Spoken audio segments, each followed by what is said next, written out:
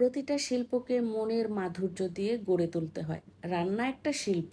এই শিল্পটাকেও কিন্তু সুন্দর করে গুছিয়ে তারপর কাজটা সম্পূর্ণ করতে হয়। ভালো রান্না করতে না পারলেও যতটুকু পারি গুছিয়ে করার চেষ্টা করি। স্বাদ কেমন হয় এটা আমি বলতে পারবো না, তবে আমার কাছে তো আমার রান্না ভালো লাগবে। আর 10 জনের কাছে ভালো লাগবে কিনা সেটা তারাই বলবে। তবে রান্না যারা খেয়েছে প্রত্যেকেই কিন্তু ভালো বলেছে। আসসালামু আলাইকুম, আশা করি সবাই ভালো আছেন। আলহামদুলিল্লাহ, আমিও আপনাদের দোয়ায় ভালো আছি। বেশ কিছুদিন যাবৎ পুঁইশাক দিয়ে চিংড়ি মাছ দিয়ে খেতে ইচ্ছে করছিল। স্বামী যে কেমনে বুঝলো আমার পুঁইশাক খেতে ইচ্ছে করছে, সে কিন্তু ঠিকই পুঁইশাকটা বাজার থেকে নিয়ে আসলো এবং বাসায় চিংড়ি মাছ ছিল। সেই সুযোগে আমি চিংড়ি মাছ দিয়ে পুঁইশাকটা রান্না করে ফেললাম। যদিও আমার চিংড়ি মাছে অ্যালার্জি, কিন্তু কি করব, খেতে ইচ্ছে করছে। অ্যালার্জিটা পরে দেখা যাবে, ওষুধ খেয়ে নিব। যাই হোক, আমি আমার রান্নাটা করছি এবং আপনাদের সাথে শেয়ার করছি। কেমন হয়েছে অবশ্যই কমেন্ট করে জানাবেন। কথায় আছে না, এক দেশের গালি আরেক দেশের বুলি, রান্নাটাও কিন্তু এরকম।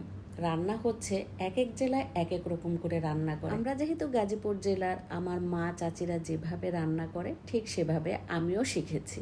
তো এই যে যে একদম সাধারণভাবে রান্না করলাম, এই রান্নাটা তো আপনারা দেখলেন, খুবই সিম্পলভাবে রান্না করেছি।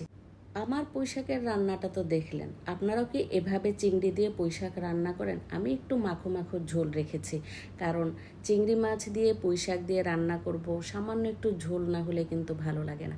তো যাই হোক, এই যে লাউ রান্না করছিলাম, এই লাউটা কিন্তু আগের দিন নিয়ে আসা হয়েছিল। আর লাউটা বেশ বড় ছিল, কিন্তু লাউটা সহজে সিদ্ধ হচ্ছিল না।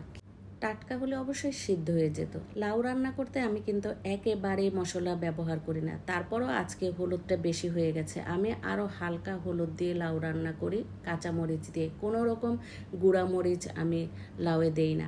যাই হোক, আজকে আমি শুধু হলুদ আর কাঁচামরিচ আর রসুন দিয়ে লাউটা রান্না করেছি। আর এই লাউ রান্নায় যত কম মশলাই ব্যবহার করা যাবে ততই খেতে মজা হবে। যাই হোক, পরিশেষে আমার লাউ রান্নাটা কিন্তু শেষ হয়েছে, কিন্তু বাসায় ধনিয়া পাতা ছিল না। লাউ রান্নায় হচ্ছে ধনিয়া পাতা সবচেয়ে বেশি বেটার।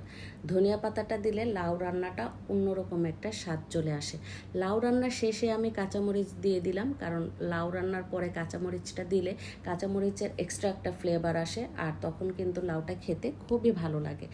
আর এই তো পরিশেষে আমি লাল শাক রান্না করে নিচ্ছি। লাল শাকটা কিন্তু বেশ ভালো ছিল, একদম গলে গিয়েছিল।